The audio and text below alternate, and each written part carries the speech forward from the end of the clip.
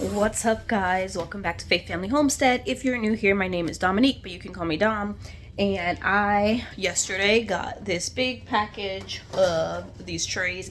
I think in my last video I was saying I didn't have enough of these bottom trays to bottom water, and so I've been having to over water, but it's not really convenient because the water drains out really fast and I don't like it. So I purchased these on Amazon. I will have a link down in the description box, but I'm going to bring some of these out to the hoop house right now before we leave because I do have some trays that I want to water. I saw them looking a little dry, some of my tomato plants.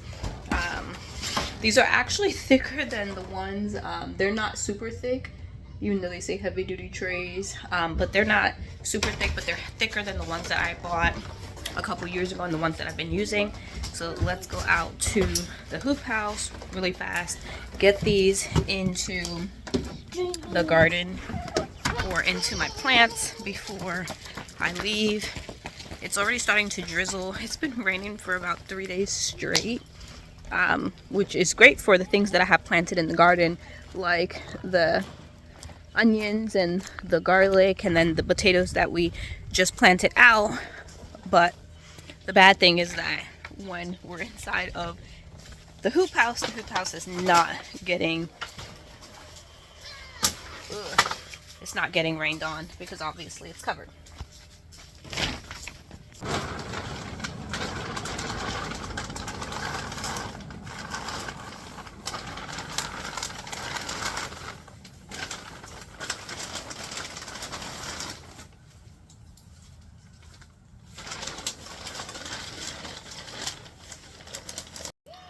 So I have all of my peppers here, but some of my peppers, like this tray right here, it just has holes.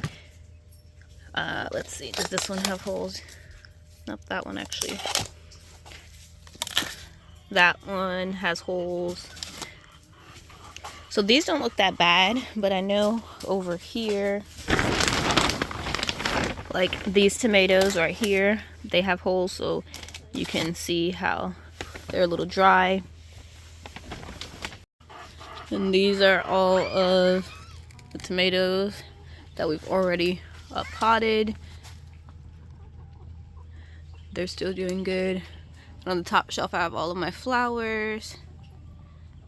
I don't have enough time right now, but I bought this natural play sand because I saw a video. I've been using these mosquito bits to help with fungus gnats, but I also read that if you put sand on top of your soil, that it also stops fungus gnats from being able to lay on top of the soil.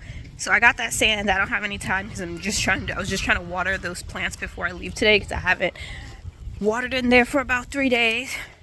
And I want to show you, I did not video, but we were able to empty all of my, what is it called? I wanted to check on these. We weren't able to video, but we did empty all of my rabbit manure and rabbit compost that was underneath the rabbits. I had my reg wigglers in there, and so we just dumped them all into one container and then put the containers to catch the rabbit poop back underneath. But I'm going to show you what I did with that compost and all that hay and leaves and stuff like that. But I just wanted to come in here and check on my onions. They have grown. This bed, the tops aren't as yellow. In fact, some of the tops aren't yellow at all. But in this bed, seems like mostly all of the tops are yellowing. So I need to come out here and fertilize, it looks like.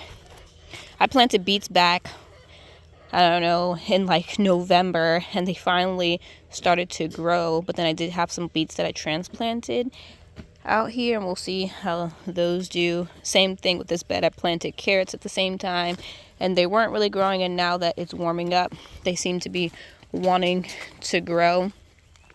Wow, same thing with this bed. I'm really happy about it because they weren't growing for a long time, and then now they decided to take off. And then we have some bachelor buttons, and it looks like I actually spaced that way, and I didn't. Same thing here, bachelor buttons, more carrots, But I wanted to come out here and see. I transplanted my asparagus here, and I don't see any popping up. Like there's a tiny one here, but for the most part, it's just weeds here. Yeah, that's actually one too. Mommy. And there's like, but there's not any big ones, and there's a big old ant pile. But this is what I was talking about. So this is all of my garlic, and you can actually kind of still see the rabbit manure, but all the rabbit manure and the hay we just sat out here as coverage for this bed, as well as the 2 beds that I planted my potatoes in. So this was all inside of the rabbit, underneath the rabbit. So this is filled with like rabbit manure, rabbit urine, this dry leaves, it had straw, it had hay, and now it's covering my potato beds. So that should be really, really good fertilizer for them. My girls have just informed me that they saw an egg on top of the chicken coop. They thought it was so cool. Oh yeah, I see it. That's funny.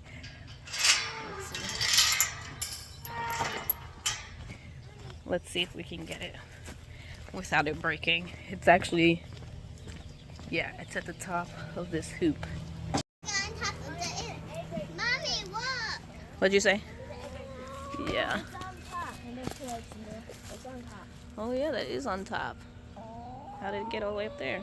A chicken flew up there probably and just laid it right there.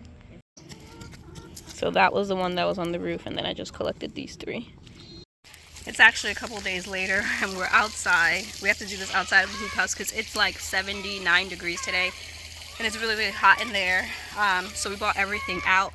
Right now, we are going ahead. I think I showed you guys that some of my peppers were getting chewed on, and we realized there were some slugs when we moved the bottom tray.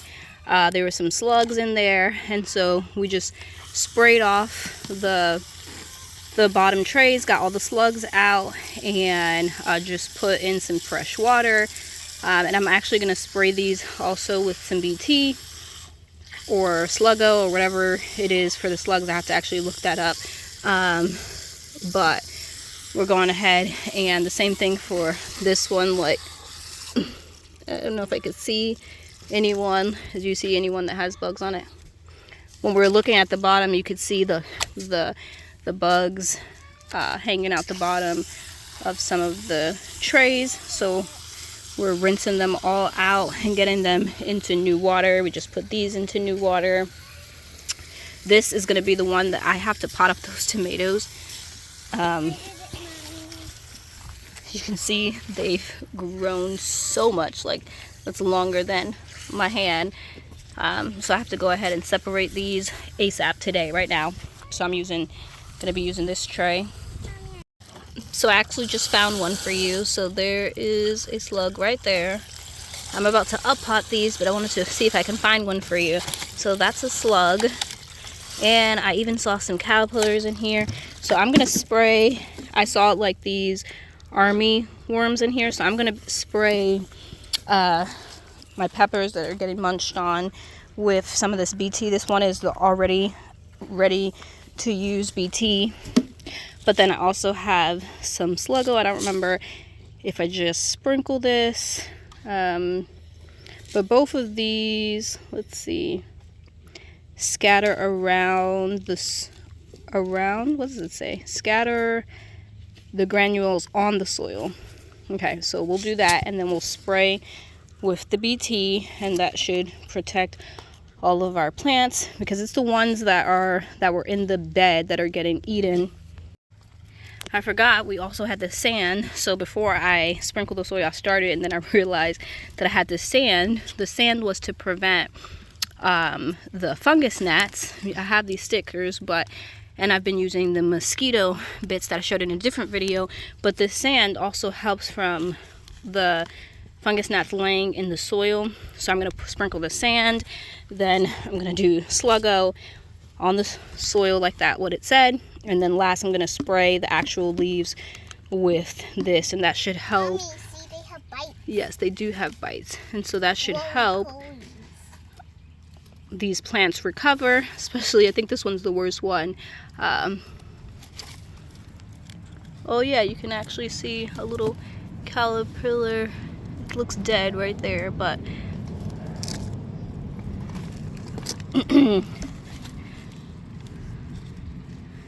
but yes, so, and then that should help. And my girls are helping me. Nehemiah's filling some more pots for me so that I can start up potting those tomatoes. This is what we have with the tomatoes. So we did put, the girls put all of the sand around all of the peppers except for this one. I just noticed that, so we have to get that one done. But they put sand around all of these, and then the ones that the slugs and caterpillars were eating, we put Sluggo around the base, and we sprayed with BT. So we just need to do, this is the last one, but this is all of my peppers, all the way down to the smallest ones that I've up potted already. It is so hot out here, so I just put all of these tomatoes on this top row. So I think all of these are 32 trays except for this one. This one has 36 tomatoes in here. And these are the last two trays I up potted, and you can see some of the tomatoes are not happy. Like these two are just completely limp, and so I'm hoping they'll perk back up. It's because it was hot and the soil was a little on the dry side when I transplanted them, but I do have them sitting in some water, and so I'm hoping that that will perk them back up. We'll have to see tomorrow. But these are the two trays that I did the other day. All of my dwarf tomatoes just started. Oops, this one's has too much water. All of my dwarf tomatoes have just started popping up. So let me take some water out of there. So this is my next tray of tomatoes that I need to work on. Actually, they need some water, but this is the next one that I need to work on up potting. And then afterwards would be this one, but I'm running out of time. I don't have enough time today, and I still want to wait because some of them are on the smaller side, so they're not technically need to be up potted, but like these that have this true leaves and it's a brandy wine, so it is a bigger tomato, could go ahead and be up potted. And then we have some of here that have its true leaves, but we'll worry about that on another day. Right now it's hot, and I used the time that I had wisely up potting those 64 tomatoes while I had the time, and now it is time for me to leave. I did fertilize them, and I only had, and I think this all took an hour from when I started. But now I have to get ready to go. I have to shower and head out. So I will see you guys on my next video.